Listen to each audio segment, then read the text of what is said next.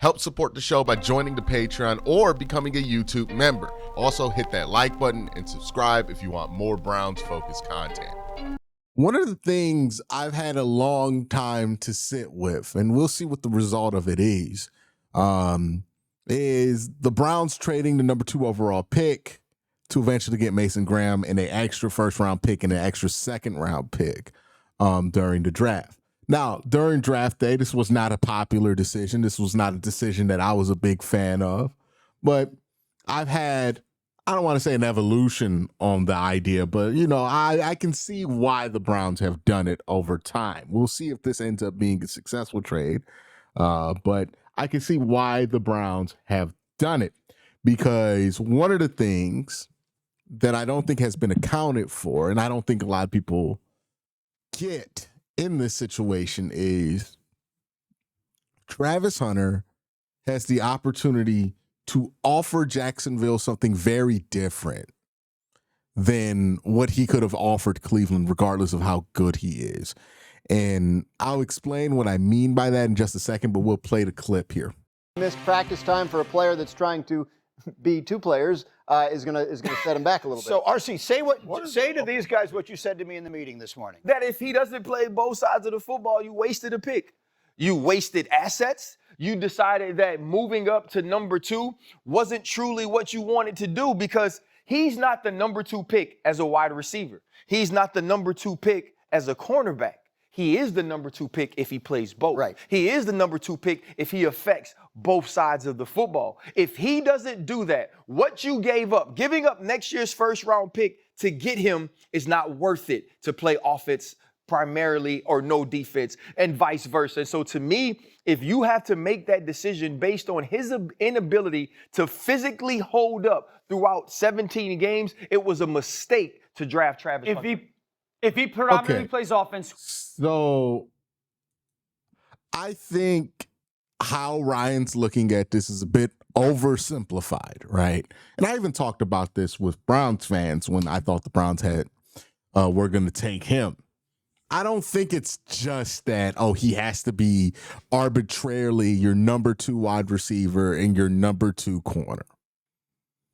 I think it is, in order for Travis Hunter to make sense at number 2, when you either have to value him as a future elite wide receiver or elite defensive back, or you have to think he's a third down impact player on both sides of the ball if it's Cleveland drafting him. I think that's an important distinction to make here, right? I don't know if it's true that Travis is not worth it as a wide receiver alone. I think he's a really good wide receiver prospect. If he turns into an elite wide receiver, let's say he has the first couple of years to his career that Odell Beckham had, I don't think anybody's going to care what he's doing on the defensive side of the ball. If he has the first couple of years to his career that somebody like Pat Surtain has had, I don't think anybody's going to care where he's drafted. I think people make up a lot of standards for where you draft a player, how good they have to be. But in reality, that stuff doesn't matter as much as the simple question of, is this player good? If you draft a good player, you're going to be happy with that player. You're not going to be unhappy with a good player that you drafted at 2. You're going to find a way to justify it and be happy. Now, here's another layer to this that I don't think Ryan Clark is hitting on and getting. We're looking at this through the lens of how this would be successful for most teams. But if we look at this through the lens of how this would be successful for Jacksonville, you have to understand the motivation for Jacksonville to trade for Travis Hunter. Because they didn't just trade for Travis simply because they thought he can play on both sides. They traded for Travis because they think on one of those sides of the ball, he can be the thing that finally unlocks their franchise quarterback.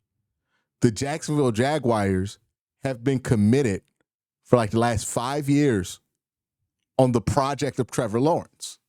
And as much that was promised about Trevor Lawrence, he's underwhelmed throughout his career. I think that's undeniable. He's been underwhelming. You look at other guys in other draft classes after him that have ascended while you're still waiting for the ascension of Trevor Lawrence. I think that is 100% a fair statement to make, that he has had a pretty underwhelming pro career considering how hyped up he was coming out of Clemson for all 3 years that he was there. I mean, they called this guy Andrew Luck after his freshman year of college. Mike Greenberg was on Get Up talking about how Trevor Lawrence should be able to declare for the draft after his freshman year. This was one of the most sought-after quarterback prospects in the last 25 years. He has not played to that level, right? We've seen Joe Burrow surpass him. We've seen Jaden Daniels seemingly surpass him. CJ Stroud surpass him. A lot of quarterbacks have surpassed Trevor Lawrence when Trevor Lawrence is supposed to be where Josh Allen is. So the idea from the Jaguars is that Travis Hunter can unlock that, right? That Travis Hunter is the missing piece for Trevor Lawrence to get to that point as a quarterback. And I'm going to tell you this right now. If Travis Hunter helps Trevor Lawrence get to that point as a quarterback, I don't think anybody in Jacksonville is going to care about what they gave up to get him. And that's why I think Travis had a uniquely special value to Jacksonville that he could never have in Cleveland. Cleveland could look at him and say he's Shohei Ohtani. Cleveland could look at him and think that he's the best wide receiver in the draft. But the truth is that there was no way that Cleveland could say, hey, you know, this investment we have for like Deshaun Watson, we don't think that Travis Hunter is going to unlock a new element of Deshaun Watson, because they've already given up on Deshaun Watson. So that not being the case for Cleveland being quarterbackless, Travis Hunter just didn't have the same value to them as he would to Jacksonville, who they don't just see Travis as a great two-way player. They see Travis as the final missing link to unlock their franchise quarterback. And if after the acquiring of Travis Hunter, Trevor Lawrence goes on to become a top 5 quarterback, it was worth it. It doesn't matter if Travis plays both sides of the ball to Jacksonville. It really just matters, can he unlock Trevor? Everything else past that point, bonus. But if Travis Hunter is instrumental in getting Trevor Lawrence to be the franchise quarterback that was promised, I promise you, and you can go ask the Jacksonville Jaguar fan themselves, and maybe they'll lie right now and say, no, we need him to be a defensive player. Well, I don't want to say they're lying, but maybe they'll tell themselves right now, oh, they need him to be a defensive player. But let Travis Hunter unlock Trevor Lawrence and then ask them what they feel about him playing defense. They don't care. They would not care, because Trevor Lawrence is the priority there in Jacksonville, and everything they do is about unlocking him. So if Travis can do that, I get RC's point that, oh, Travis is not a uniquely special wide receiver prospect to the point to where he would go number 2 overall, and you can make the argument that he's not that as a corner. I would say he is a uniquely special athlete that justifies going number 2 overall. But you can make the argument that as an individual player, maybe it's not there. I would argue any player that wins the Heisman without that isn't a quarterback probably deserves to be a top 5 pick. And Travis did that. So, yeah, I get the point. I just think he's oversimplifying it, because success isn't arbitrary. Success is based on the relative expectations around you and your ability to meet those expectations. The Jacksonville Jaguars are not looking at Travis Hunter to be their savior. They're looking at Trevor Lawrence to be their savior, right? They're looking at Trevor Lawrence to save the franchise. They're not looking at Travis to do that. So if Travis helps Trevor do that, then it's worth it. So I think that's how people kind of miss the point on this, but let's continue. It was a mistake to draft Travis Hunter. If he predominantly plays offense, catches 70 passes for 1,200 yards and 6 touchdowns, and Trevor Lawrence looks like the number 1 pick, he's absolutely worth the. No, because then you could have got Ladd McConkey last year. Yeah. Because Ladd McConkey had 1,200 yards. But this regime wasn't there last year. But it's. See, I agree with Dan 100% because, one, I don't think RC is thinking about this from the standpoint of what the organization would call a success. It's more or less like this arbitrary line he set to call a success, but that's just not how that works. And two, just because somebody was drafted in the second round and had a certain level of production, it's very disingenuous to then say, well, that's what you can get from all second round picks.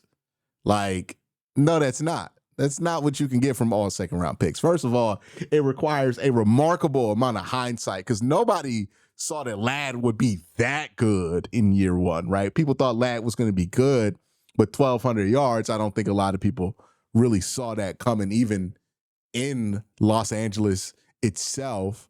And two, that's not the average output of a second round pick. You don't draft second round picks and think immediately they're going to get you 1,200 yards. You're always surprised when a second round pick gets you that. So no, that's a very unfair framing from on this argument from RC, in my opinion. I think, if Travis gives you 1,200 yards in his first year as a wide receiver, and then he's giving you anything on the other side of the ball, that's more valuable than Ladd McConkey, because Ladd ain't also going out there and playing nickel, right? Like, that's very different. It's Liam Cohen's problem to fix Trevor Lawrence. It's not Travis Hunter's problem to fix Trevor Lawrence. No. It's James Gladstone's the general manager. It's his responsibility. Neither receivers nor corners ever go number 2. That is the rarest of rarities. Calvin Johnson went number 2. He's not Calvin Johnson. No, I know that, but like listen, I understand the premise, but the most important thing in Jacksonville is getting Trevor Lawrence to play at an incredibly high level because he was supposed to at the number 1 pick. And if Travis Hunter is part of that and he steps in even with the asset given to him and the high draft pick and he comes in and this offense rolls and Trevor Lawrence looks outstanding, totally worth it. But he can help on both sides of the ball. I mean, we're in lockstep. I agree. Like, I get what RC's saying. It's other people's problem to get Trevor Lawrence where Trevor Lawrence needs to be. But that's just not how anybody looks at that kind of shit. Like, the honest truth is, if Trevor Lawrence gets way better and Travis Hunter is there, everybody's going to go, well, he unlocked Travis Hunter. It was the right thing to do. Or he unlocked Trevor Lawrence.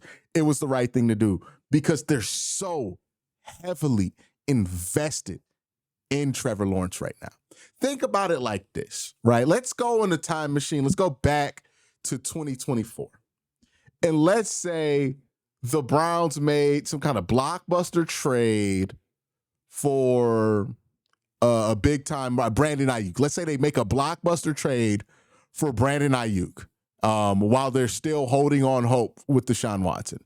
If Brandon Ayuk got here in 2024 and then Deshaun Watson's play finally got back to 2020, everybody would say that trade was 100% worth it because Brandon Ayuk unlocked your franchise quarterback. And the Browns would be in a better place, wins and losses wise at least. Everybody would understand that. When it's a draft pick or Travis, everybody gets so caught up in, well, he has to be good at both sides, almost kind of using the fact that Travis can play defense against him. But the fact that Travis can play defense and have these expectations on offense is a bonus. It's not a negative.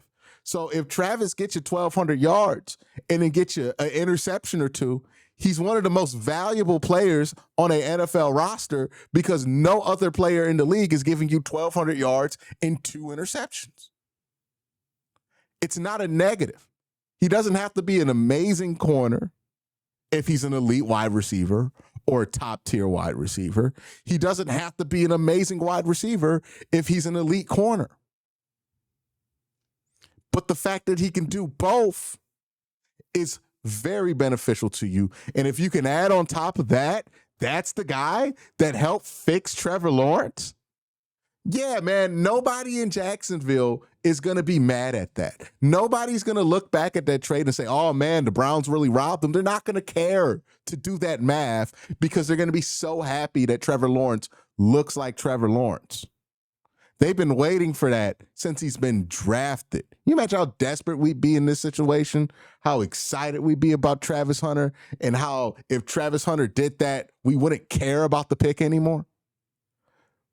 We get caught up in these arbitrary arguments. We don't really think about how people actually operate with this kind of stuff.